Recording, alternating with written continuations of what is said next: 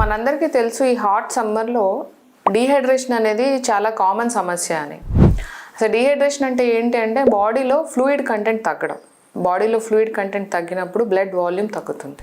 మన blood వెజల్స్లో flow అయ్యే blood తగ్గినప్పుడు వైటల్ ఆర్గన్స్కి ఆక్సిజన్ న్యూట్రియంట్స్ సప్లై చేయడం చాలా కష్టం అవుతుంది. మనందరికీ తెలుసుకోవాల్సింది ఏంటంటే డీహైడ్రేషన్ ఉన్నప్పుడు ఎలాంటి సిమ్టమ్స్ ఉంటాయి. మైల్డ్ మోడరేట్ సివియర్ లాగా డీహైడ్రేషన్ ఉండొచ్చు. వీటన్నిటికీ కామన్గా సిమ్టమ్స్ ఏంటంటే ఇరిటేషన్, హెడేక్, స్కిన్ డ్రై అయిపోవడం, తర్వాత యూరిన్ అవుట్పుట్ తగ్గడం, లేదా యూరిన్ హై కలర్డ్ ఉండడం, yellow colour, dark coloured urine ఉండడం, పల్స్ రేట్ పెరగడం.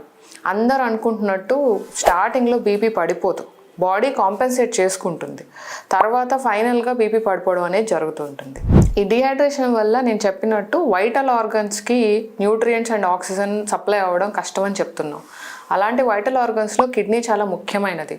సో మనం స్టార్టింగ్ స్టేజెస్లోనే ఈ సిమ్టమ్స్ని గమనించుకొని డీహైడ్రేషన్ కరెక్ట్ చేసుకోకపోయినట్లయితే ఫైనల్గా ఏమవుతుందంటే అక్యూట్ కిడ్నీ ఇంజరీ అంటాం. అంటే కిడ్నీ బాగా డ్యామేజ్ అయిపోయి యూరిన్ అవుట్పుట్ బాగా తగ్గిపోయి డార్క్ కలర్డ్ యూరిన్ రావడం, సమ్టైమ్స్ రెడ్ కలర్డ్ యూరిన్ రావడం, మనకి రీనల్ ఫంక్షన్ టెస్ట్లో బ్లడ్ యూరియా అంటాం అది పెరిగిపోవడం, ఇలా జరుగుతూ అండ్ ఫైనల్గా అక్యూట్ రీనల్ ఫెయిల్యూర్ అంటే కంప్లీట్గా కిడ్నీస్ ఫెయిల్ అయ్యి క్రియాటినిన్ పెరగడం కూడా జరుగుతుంది. మీకు తెలియదండి, చాలా కేసెస్లో వామిటింగ్స్, ఫుడ్ ఇన్ఫెక్షన్ వల్ల వామిటింగ్స్, మోషన్స్ సివియర్గా అయిపోయి డీహైడ్రేషన్ వల్ల స్టార్టింగ్ స్టేజెస్లో నెగ్లెక్ట్ చేయడం వల్ల, సరైన అవగాహన లేకపోవడం వల్ల acute kidney injury and acute renal failure గురైన వాళ్ళకి డయాలసిస్ సపోర్ట్ కూడా ఇవ్వాల్సిన అవసరం ఉంటుంది.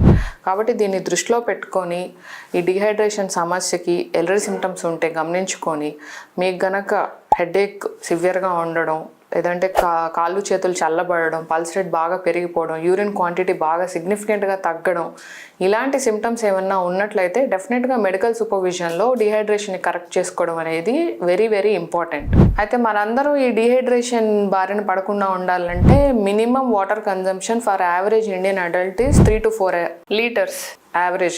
So stay hydrated this summer, avoid the complications, get treated when it is necessary. So share this video with your family and friends so that they will be well informed about dehydration and its consequences. Thank you so much.